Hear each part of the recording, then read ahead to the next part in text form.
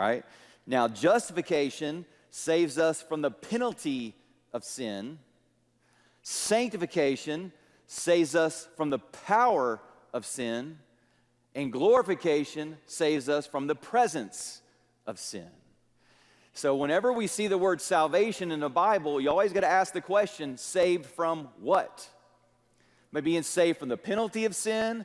Am I being saved from the power of sin? Or am I being saved from the presence of sin?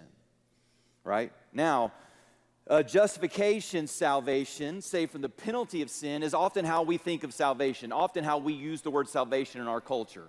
We say, I'm saved, I have salvation. And what we usually mean by that is that I've been forgiven of my sins, born again, and I'm promised eternal life in heaven, right? I'm saved, I have salvation.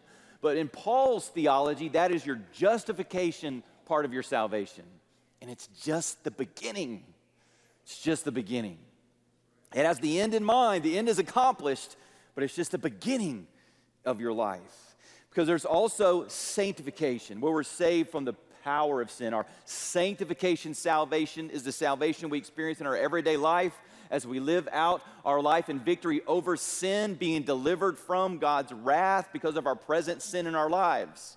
Right? We can be saved from judgment or wrath, Paul's going to say, as believers in our present everyday life through the gospel, right, as we're being saved in our present situation. So we're not being saved for our justification, to being declared righteous from the penalty of sin, but we are being saved in our practice as Christians from the power of sin.